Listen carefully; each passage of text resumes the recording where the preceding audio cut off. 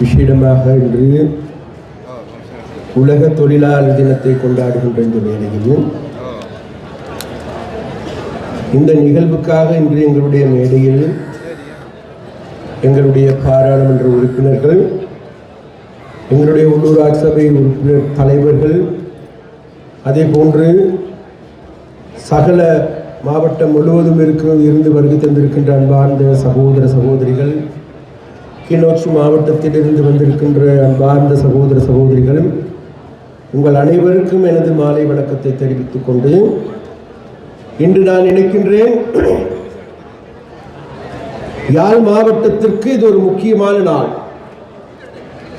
ஏனென்றால் இங்கு இருக்கின்ற எல்லா அரசியல் கட்சிகளும் தாங்களால் ஒரு மேதின ஊர்வலத்தையும் கூட்டத்தையும் கூட நடத்த முடியாது இருக்கின்ற இந்த நேரத்தில் தேசிய மக்கள் சக்தியான நாங்கள் இங்கு மாத்திரமல்ல, நாடளாவிய ரீதியில் 21 மாவட்டங்களில் மிக பிரம்மாண்டமான மேதின ஊர்வலத்தையும் கூட்டத்தையும் நடாத்தி கொண்டிருக்கின்றோம். நான் நினைக்கின்றேன் நண்பர்களே, இது உலக வரலாற்றிலும் கூட ஒரு முக்கியமான நிகழ்வு. ஏனென்றால் இதுநாள் வரைக்கும் உலக வரலாற்றில் ஒரு கட்சியானது ஒரே நேரத்தில் 21 இடங்களில் தாங்களுடைய மேதின ஊர்வலத்தையும் கூட்டத்தையும் நடாத்தியதாக வரலாற்று தடங்களில் காண கிடைக்கவில்லை. ஆனால் இன்று தேசிய மக்கள் சக்தியான நாங்கள் 21 மாவட்டங்களில் அனுரப் தோழர் இன்று காலையில் நுவரெலியா மாவட்டத்திற்கு சென்று நுவரெலியா மாவட்டத்தில் இருக்கின்ற தோட்ட தொழிலாளர்கள் மலையக மக்களை அணிதிரட்டி அந்த மலையக மக்களுடைய வெற்றிகரமான மேதினத்தை கொண்டாடினார். அதன் பொழுது எங்கள் எல்லோருக்குமே தெரியும், இந்த நாட்டில் மலையக மக்கள் என்பவர்கள் இந்த நாட்டினுடைய தேசிய வருமானத்திற்கு தாங்களுடைய உழைப்பின் மூலமாக தாங்களுடைய வியர்வை, இரத்தம், கண்ணீர், எலும்பு கூடுகள் அனைத்தையும் சிந்தி இந்த நாட்டுக்காக ஒரு தேசிய வருமானத்தை ஈட்டி கொடுக்கின்ற மக்கள் என்றால் அது வேறு யாரும் அல்ல, தோட்ட தொழிலாளர்களாகும், மலையக மக்களாகும். அந்த மலையக மக்களுடைய வரலாற்றை நாங்கள் திரும்பி பார்க்கின்ற போது ஒரு நாள் 2 நாள் அல்ல, 200 வருடங்களாக இந்த நாட்டுக்கு மாடாய் உழைத்து ஊடாய் தேய்ந்து இன்றைக்கு சூப்பி எறியப்பட்ட மாங்கொட்டைகள் ஆட்டம் வீசி எறியப்பட்ட மக்களாக மாற்றப்பட்டிருக்கின்றார். இது நாள் வரைக்கும் அந்த மக்களை யாரும் ஏறெடுத்து பார்க்கவில்லை. ஆனால் இந்த முறை வரவு செலவு திட்டத்தில் இலங்கை வரலாற்றில் முதல் தடவையாக, தோட்ட தொழிலாளர்களுடைய வரலாற்றில் முதல் தடவையாக, 200 வருட வரலாற்றில் முதல் தடவையாக அரசாங்கம் அவர்களுக்கான கொடுப்பனவை ஆக இன்றைக்கு 200 ரூபாவை பெற்றுக் கொடுக்கின்றது.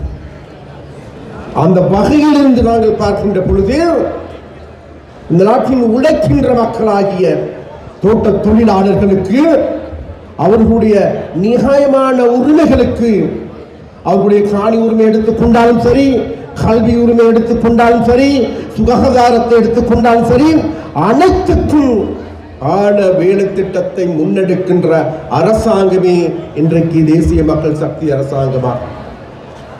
அதனால் இன்றைக்கு தோட்ட தொழிலாளர்கள் எடுத்து பார்க்கின்ற பொழுது, மலையக மக்களை எடுத்து பார்க்கின்ற பொழுது அவர்கள் உண்மையிலேயே திருப்திகரமான ஒரு அரசாங்கத்தை உருவாக்கி இருக்கின்றோம் என்ற நம்பிக்கையில் ஒரு பூரிப்பில் இருக்கின்றார் என்பதை மறந்துவிடக்கூடாது.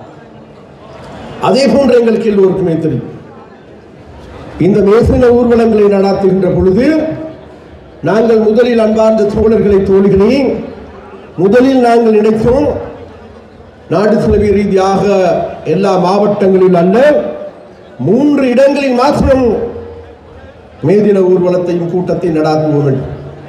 ஒன்று யாழ்ப்பாணத்தில், 2வது நுவரெலியாவில், 3வது கொழும்பில். இந்த 3 கூட்டங்களுக்கும் தோழர் அனுரகுமார் சாநாயக் அவர்கள் கலந்து கொள்ள இருந்தார்.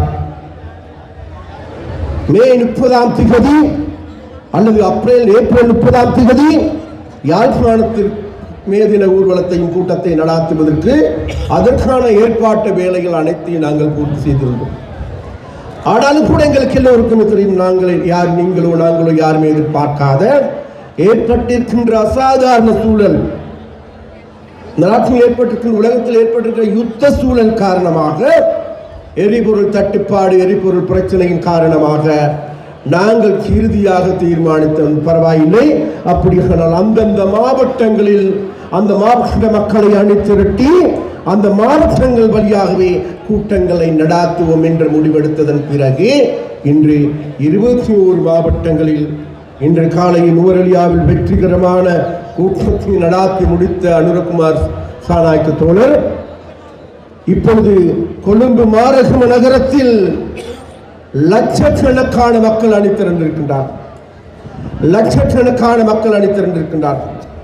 நாடு தழுவிய ரீதியாகவும் மக்கள் வெள்ளமென அணிதிரண்டு மே தின கூட்டத்தை இன்றைக்கு எங்களுடைய உலக தொழிலாளர் தினத்தை அனுஷ்டித்து வருகின்றார். அவ்வாறான வேளையில் ஒன்றை மாத்திரம் நான் கூறிக்கொள்ள விரும்புகின்றேன். இன்றைக்கு யாழ்ப்பாணத்தில் இருக்கின்ற மக்கள், இங்கிருக்கின்ற தொழிலாளர்கள், எங்களுடைய மீனவர்கள், எங்களுடைய கடல் தொழிலாளர்கள், எங்களுடைய நகர சபை ஊழியர்கள், எங்கள் யாழ்ப்பாண கடைகளில் வேலை செய்கின்ற ஊழியர்கள் அனைவரும் அணிதிரண்டு ஏனைய மாவட்டங்களுக்கு நாங்கள் சளைத்தவர்கள் அல்ல, யாழ்ப்பாணம் என்பது ஏனைய மாவட்டங்களுக்கு சளைத்தவர்கள் அல்ல என்பதை கோடிட்டு காட்டுகின்ற ஒரு வெற்றிகரமான மேதின ஊர்வலத்தையும் கூட்டத்தையும் இன்றைக்கு வெற்றிகரமாக நடாத்தி முடித்திருக்கின்றது நண்பர்களே. அதனால் எனது பேச்சுக்கு அடுத்த பேச்சாக தோழர் விமல் ரத்நாயக் அவர்கள் வந்து கொண்டிருக்கின்றார். இன்றைக்கு வடக்கில் நாங்கள் 2 மேதின ஊர்வலம் கூட்டத்தை நடாத்தினோம். ஒன்று வவுனியாவில், வவுனியா கூட்டத்திற்கு விமல் ரத்நாயக் தோழர் கலந்து கொண்டு இப்பொழுது வருகை தந்து கொண்டிருக்கின்றார்கள். இறுதியாக அவருடைய உரையும் இருக்கின்றது. அதனால் அந்த உரையையும் செவிமடுப்பதற்கு நாங்கள் எல்லோரும் தயாராக இருப்போம் என்று கூறிக்கொண்டு, விசேடமாக இன்றைக்கு எங்களுக்கு அந்த வழியில் நாங்கள் பார்க்கின்ற பொழுது அன்பர்களே, இன்றைக்கு வடக்கில் யாழ்ப்பாணத்தில் நடக்கின்ற இந்த மேதின கூட்டமும் ஊர்வலமும் ஒரு சிறப்பு வாய்ந்தது, ஒரு முக்கியத்துவம் வாய்ந்தது.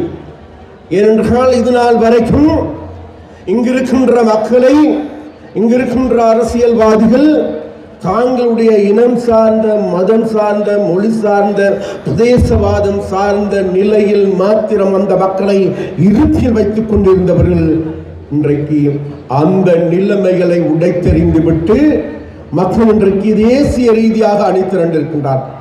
அந்த தேசிய ரீதியாக அணிதிரள்வதற்கு முக்கியமான காரணமாக இருப்பதுதான் இந்த மேதினம். மேதினம் என்பது அன்பர்களே, சற்று முன்னர் பேசிய பேச்சாளர்கள் எல்லோருமே குறிப்பிட்டார்கள் இந்த மேதினத்தினுடைய மகிமை என்னவென்று.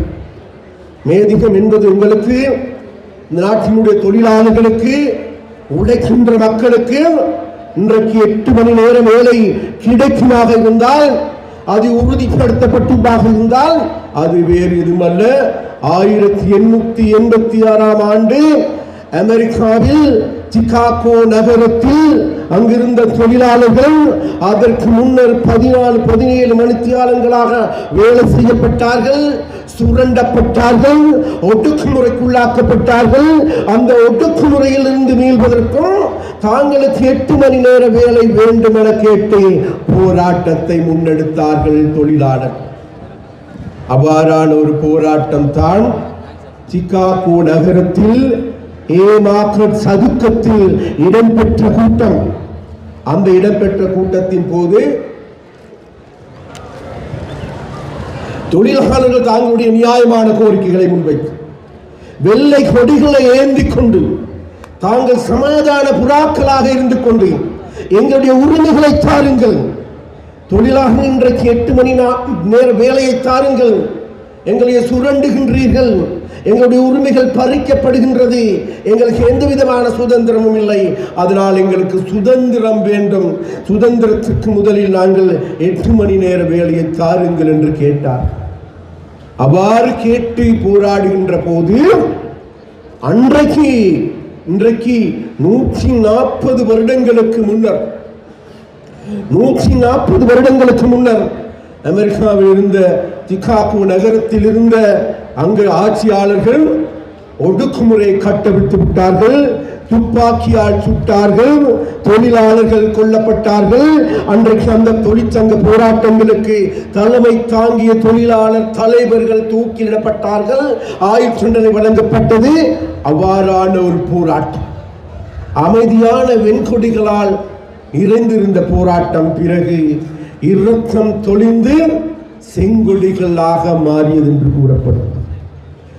அதன் காரணமாகத்தான் தோழர்களே, தொழிலாளர்களுடைய கொடி சிகப்பு, தொழிலாளருடைய சின்னம், தொழிலாளருடைய உழைப்பு, தொழிலாளருடைய இரத்தம் சிகப்பு என்கின்ற தோரணையில் இருந்து இந்த செங்கொடிகள் உயர்வதற்கான காரணம் வேறுதுமல்ல, உலகத்தில் இருந்த தொழிலாளர்கள் எங்களுடைய உரிமைகளுக்காக உலகத்தில் இருக்கின்ற அனைத்து தொழிலாளர்களுக்கும் இந்த உரிய உரிமையை பெற்றுக் கொடுப்பதற்காக போராடினார்.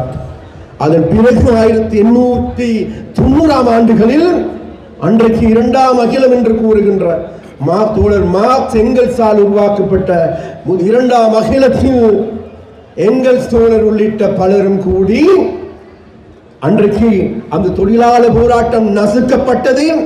தொழிற்சாலை தலைவர்கள் கொல்லப்பட்டார்கள். அவர்கள் நினைவு கூறப்பட வேண்டும். அவர்கள் உலக வாழ் மக்களுடைய உரிமைகளுக்காக போராடியவர்கள். அதனால் மே 1ஆம் தேதி என்பது தொழிலாளர்களுடைய தினமாக பிரகடனப்படுத்தப்பட்டது. அன்றிலிருந்து இது கொண்டாடப்பட்டு கொண்டு வருகின்றது, நினைவு கூறப்பட்டு வருகின்றது. அந்த வகையில் நண்பர்களே, இலங்கையில் எடுத்துக்கொண்டாலும் கூட இந்த செங்கொடிகளை உயர பரப்பதற்கு பதிலாக அதை அன்றைய காலகட்டங்கள் இருந்த முதலாளித்தவாதிகள், முதலாளித்த தொழிற்சங்கங்கள், முதலாளித்த அரசியல்வாதிகள் அவர்கள் காலில் போட்டு மிதிக்கப்படுகின்ற செங்கொடிகளாக மாற்றப்பட்டிருந்த போது எங்களுடைய இடதுசாரிகள், முன்னர் இடதுசாரிகளாக இருந்தவர்களுக்கு பல்வேறு விமர்சனங்கள் இருந்த போதிலும் கூட அந்த செங்கொடிகளை உயர்த்தி தொழிலாளர் வர்க்கத்திற்கு தாங்களுடைய உரிமைகளை நிலைநாட்டுகின்ற மேதினத்தை வெற்றிகரமாக நடாத்தி அதற்கு பல்வேறு இன்னல்களை சந்தித்து, ஒடுக்குமுறைகளை சந்தித்து, முன்னைய ஆட்சியாளர்கள் என்பவர்கள் மேதினம் கொண்டாடப்படுகின்ற பொழுது, மேதினத்தின் தொழிலாளர்களுடைய உரிமைகள் பற்றி பேசப்படுகின்ற போது அந்த உரிமைகளை நசுக்குவதற்கு ஏதுவான நடவடிக்கைகளாக தொழிலாளர்களை ஒடுக்குமுறைக்குள்ளாக்குவதற்கு, தொழிலாளர்களை நசுக்குவதற்கு, தொழிலாளர்களை திரக்கி அனுப்புவதற்கு, தொழிலாளர் போராட்டங்களுக்கு தடிகடிகளை தாக்குவதற்கு, கண்ணீர் புகைகள் மூலமாக தாக்குவதற்கு ஏதுவான நடவடிக்கைகளை முன்னர் எடுக்கப்பட்டது. இருந்த போதிலும் நண்பர்களே, இன்றைக்கு உங்களுக்கு எல்லோருக்கும் நன்றாக தெரியும், இந்த அரசாங்கத்தை தேசிய மக்கள் சக்தி அரசாங்கம் என்பது உங்களுடைய அரசாங்கம். இந்த அரசாங்கத்தை ஏன் நாங்கள் பாதுகாக்க வேண்டும், எதற்காக பாதுகாக்க வேண்டும் என்பதை நாங்கள் முதலில் உணர வேண்டும். அந்த வகையில் இதற்கு முன்னர் எங்களுக்கு எல்லோருக்குமே தெரியும், எங்களுடைய உரிமைகள் பறிக்கப்பட்டது. தொழிலாளர்களை சம்பளம் உயர்வு எடுத்துக் கொண்டாலும் சரி, தொழில்களுடைய சாதாரண உரிமைகள் எடுத்துக்கொண்டாலும் கூட அவர்கள் போராட வேண்டும். அவர்கள் போராட்டத்தின் மூலமாகவே அவர்களுடைய உரிமைகளை, அதாவது 100 ரூபாய் கேட்டால் 5 ரூபாவது பெற்றுக்கொள்ள வேண்டுமாக இருந்தால் போராட வேண்டும். ஆனால் இந்த 2 வருடங்களை நீங்கள் திரும்பி பார்ப்பீர்களாக இருந்தால் இந்த நாட்டின் அரசாங்க ஊழியர்களுக்கு அவர்கள் போராடவில்லை, போஸ்டர் அடிக்கவில்லை, கோரிக்கை விடுக்கவில்லை. ஆனால் சம்பளம் அதிகரிக்கப்பட்டிருக்கின்றது. ஏன்? இது மக்களுடைய அரசாங்கம், உங்களுடைய அரசாங்கம். உங்களுடைய அரசாங்கம் என்றதன் காரணமாக உங்களுடைய பிரச்சனைகளை நீங்கள் கேட்பதற்கு முன்னர் தீர்க்கின்ற அரசாங்கமாக மாறியிருக்கும். அதே போல 2வது தடவை 2வது வரவு செலவு திட்டத்திலும் தொழிலாளர்களுக்கான உரிமை, தொழிலாளர்களுக்கான சம்பளம், அரசாங்க ஊழியர்களுக்கான சம்பள அதிகரிப்பு அனைத்தும் வழங்கப்படுகின்றது. ஏன் மீண்டும் வழங்கப்படுகின்றது? ஏனென்றால் வேறு எதுவுமல்ல, இது உங்களுடைய அரசாங்கம். உங்களுடைய அரசாங்கம் ஆட்சி பீடத்துக்கு வருகின்ற போது உங்களுக்கு எல்லோருக்கும் தெரியும், திரசேரி என்பது வெற்று திரசேரியாக இருந்தது. இந்த நாட்டில் வருமானம் இல்லை, இந்த நாட்டில் வரிசை யுகம் இருந்தது, இந்த நாட்டினுடைய மக்களுடைய பிரச்சனைகள் தீர்க்கப்படாது இருந்தது. அதன் காரணமாக ஒடுக்குமுறைக்கு உள்ளாக்கப்படுகின்ற நிலைமைகள் ஏற்பட்டிருந்தது. அந்த நிலைமைகளில் இருந்து இன்றைக்கு மாற்றம் அடைந்திருக்கின்றது அன்பர்களே. அதனால் நாங்கள் ஆட்சி பீடத்திற்கு வருகின்ற போது உங்களுக்கு எல்லோருக்கும் தெரியும், இந்த நாடு என்பது இந்த நாட்டில் வாங்கிய கடனை திருப்பி செலுத்த முடியாத வங்குரோத் அடைந்த நாடாக மாற்றப்பட்டிருந்தது.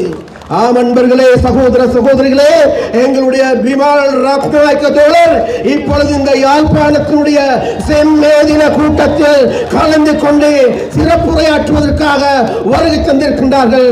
அவரை வருக வருக என்று நாங்கள் வரவேற்கின்றோம் அன்பர்களே. அந்த வகையில் இந்த அரசாங்கம் என்பது உங்களுடைய அரசாங்கம், மக்களுடைய அரசாங்கம். உங்களுக்கு தெரியும், கடந்த காலங்களில் இந்த நாட்டில் வங்குரோத் அடைந்த நாடாக மாற்றப்பட்டிருந்த பொழுது மக்கள் கடுமையான கஷ்டங்களை அனுபவித்த போது அந்த நிலைமையில் இருந்து மீட்பதற்கு நாங்கள் கடந்த ஒரு வருடமாக நாட்டின் பொருளாதாரத்தை ஸ்திரமான நிலைக்கு கொண்டு வருவதற்கு, நாட்டின் மக்களுடைய பிரச்சனைகளை தீர்ப்பது திசையை நோக்கி நகர்ந்திருக்கின்றோம். அதன் காரணமாக இன்றைக்கு நாடு தழுவிய ரீதியாக நாங்கள் பார்க்கின்ற பொழுது, விசேடமாக யாழ்ப்பாணத்தை பார்க்கின்ற பொழுது கூடுதலான நிதி ஒதுக்கீடு, கூடுதலான அபிவிருத்தி திட்டங்கள் கூடுதலாக எங்கு இடம்பெறுகின்றது என்றால் வேறு எங்குமல்ல, யாழ் மாவட்டத்திற்காகவும், யாழ் மாவட்டத்திற்கு விசேடமாக எனக்கு எடுத்துக்கொண்டால் சரி, எங்களுடைய விமல் ரத்நாயக் அவர்களுக்கு எடுத்துக்கொண்டால் சரி, தோழர் அனுரகுமார் நாயக்க மிக தெளிவாக சொல்லியிருக்கின்றார்கள். இந்த யாழ்ப்பாண மக்கள் என்பவர்கள், வடக்கில் வாழ்கின்ற தமிழர்கள் என்பது கடந்த 30 வருடங்களுக்கு மேலாக யுத்தத்திற்கு முகம் கொடுத்தவர்கள். சகல உரிமைகள் பறிக்கப்பட்டிருக்கின்றது. அவருடைய அபிவிருத்தி அனைத்தும் ஸ்தம்பித நிலையில் இருக்கின்றது. அந்த ஸ்தம்பித நிலையில் இருக்கின்ற அவருடைய கிராமங்கள், வீதிகள் அனைத்தையும் கட்டி எழுப்புகின்ற இந்த நாட்டின் மக்களை, இங்கிருக்கின்ற மக்களை, இங்கிருக்கின்ற இளைஞர்களை, யுவதிகளை அவர்கள் வெளிநாடு என வெளிநாட்டை நோக்கி ஓடுகின்றார்கள். ஏன் அப்படி ஓடுகின்றார்கள்? இங்கிருக்கின்ற அவர்களுக்கு தொழில் வாய்ப்பு கிடைக்குமாக இருந்தால், இங்கு அவர்களுக்கு உரிமைகள் நிலைநாட்டப்படுமாக இருந்தால் நிச்சயமாக அவர்கள் இந்த நாட்டில் இருப்பார்கள். அதனால் அவர்கள் இலங்கையில் பிறந்து வளர்ந்த இலங்கை தமிழ் இளைஞர்கள், யுவதிகள் நாளைக்கு இலங்கையிலே வாழ வேண்டுமாக இருந்தால் இந்த நாட்டின் அபிவிருத்தி வேலைகளை முன்னெடுக்கப்பட வேண்டும். அந்த வகையில் இன்றைக்கு சகல வழிகளிலும் அபிவிருத்தி ரீதியான வேலைகளை முன்னெடுக்கப்படுகின்றது. இவ்வாறு அபிவிருத்தி ரீதியான வேலைகளை முன்னெடுக்கப்படுகின்ற போது அன்பர்களே, எதிர்கட்சியினர் இன்றைக்கு அஞ்சி நடுங்குகின்றவர்களாக மாறியிருக்கின்றார். அல்லது 4 பேர் 5 பேர் சேர்ந்து கொண்டு வீதியில வந்து இறங்கிக் கொண்டு அனுர அரசாங்கமே வெளியேறு என்று கூறுகின்றார். அனுர வீட்டுக்கு போ என்று கூறிக்கொண்டு அரை மணி தியானத்துக்கு பிறகு அவங்க வீட்டுக்கு போறாங்க. வேற ஒண்ணு நடக்கும். முன்னாள் அமைச்சருடைய வீட்டில் பாரிய கலந்துரையாடல், முன்னாள் அமைச்சர்கள் பலர் ஒன்று கூடி பேச்சுவார்த்தை நடாத்தி இருக்கின்ற அரசாங்கத்தை வீழ்த்துவதற்கு 4 பேர் சேர்ந்து என்னத்தை நக்க முடியும் நினைச்சுப்பாங்க. ஒரு மண்ணு முடியாது. இந்த எதிர்கட்சியினர் ஒரு மண் முடியாது. அந்த வகையில் அந்த எதிர்கட்சிகள் இன்றைக்கு பார்க்கின்றார்கள். வேறு எதுவும் அல்ல, இன்றைக்கு மக்கள் மத்தியில் இன்றைக்கு தேசிய மக்கள் சக்தி சென்று கொண்டிருக்கிறது. மக்களுடைய பிரச்சனைகளை தீர்ப்பதற்கு ஏதுவான நடவடிக்கைகள் எடுத்துக் கொண்டிருக்கின்றது. அவ்வாறு நடவடிக்கை எடுக்கின்ற போது மக்கள் வேகமாக தேசிய மக்கள் சக்தியை சூழ அணிதிரண்டு கொண்டிருக்கின்றார்கள். அவ்வாறான அணிதிரள்வு என்பது அவர்களுக்கு சாவுமணி என்பது அவர்களுக்கு தெரியும். அனுர தோழர் இன்றைக்கு காலையில கூட்டத்தில் பேசுகின்ற போது சொன்னார், லஞ்ச ஊழலுக்கு எதிரான விசாரணைகள் ஆரம்பமாகியிருக்கின்றது. ஒவ்வொருவராக இன்றைக்கு சிறைச்சாலையை நோக்கி செல்லுகின்றார்கள். இந்த மே மாதத்தில் மாத்திரம் 10 பேருடைய விசாரணைகள் ஆரம்பமாக போகின்றது. அனுமதி 10 பேருடைய விசாரணைகள் ஆரம்பமாக போகின்றது. அதனால் அந்த நடவடிக்கைகள் தொடர்கின்றது. அவ்வாறான நடவடிக்கைகள் தொடர்கின்ற பொழுது இந்த ஆட்சியாளர்கள் இன்றைக்கு தேசிய மக்கள் சக்தியினுடைய அரசாங்கத்துக்கு எதிராக பேசாமல் இருப்பார்கள் என்பதுதான் ஆச்சரியமான விடயம். அதனால் அன்பர்களே, சகோதர சகோதரிகளே, தோழர்களே, தோழிகளே, உங்கள் அனைவரிடம் நாங்கள் அன்பாக கேட்டுக்கொள்கின்றோம். இது உங்களுக்கான அரசாங்கம், உங்களுக்கான சந்தர்ப்பம். கடந்த 76 வருடங்களாக சாபக்கேட்டில் இருந்து நாட்டின் மக்கள் ஆட்சி கடந்த 2024ஆம் ஆண்டு செப்டம்பர் மாதம் 21ஆம் திகதி நீங்கள் எல்லோருமே சேர்ந்து தோழர் அனுரகுமார் திசாநாயக்காவை தெரிவு செய்தீர்கள். மக்கள் தலைவனை தெரிவு செய்திருக்கின்றீர்கள். அந்த மக்கள் தலைவன் என்பது உங்களுடைய தலைவன், உங்களுடைய பிள்ளை. அந்த உங்களுடைய பிள்ளைகளுடைய வழிகாட்டலில் இருக்கின்ற நான் எடுத்துக்கொண்டாலும் சரி, இங்கு இருக்கின்ற எங்களுடைய அமைச்சுக்கள் எடுத்துக்கொண்டாலும் சரி, எங்களுக்கு இருக்கின்ற அனைத்தையும் தியாகம் செய்து எங்களாக இயன்ற அனைத்தையும் இதற்கு முன்னர் நாங்கள் பார்க்கின்ற பொழுது பாராளுமன்ற உறுப்பினர் எடுத்துக்கொண்டாலும் சரி, அல்லது அமைச்சர்மார்களுக்கு 2 சம்பளம், சொகுசான வாகனம், சொகுசான வீடு, போலீஸ் பாதுகாப்பு எல்லாவற்றையும் விட்டு துரத்தி இருக்கின்றோம். அது மாத்திரமல்ல, அனுர தோழருக்கு நாடு தழுவிய ரீதியாக 7 மாளிகைகள், ஜனாதிபதி மாளிகை, எந்த ஒரு மாளிகையும் வேண்டாம். எல்லாம் நுவரெலியா மாவட்டத்தில் இருக்கின்ற நுவரெலியா மாளிகையும் வேண்டாம், யாழ்ப்பாண மாளிகையும் வேண்டாம்.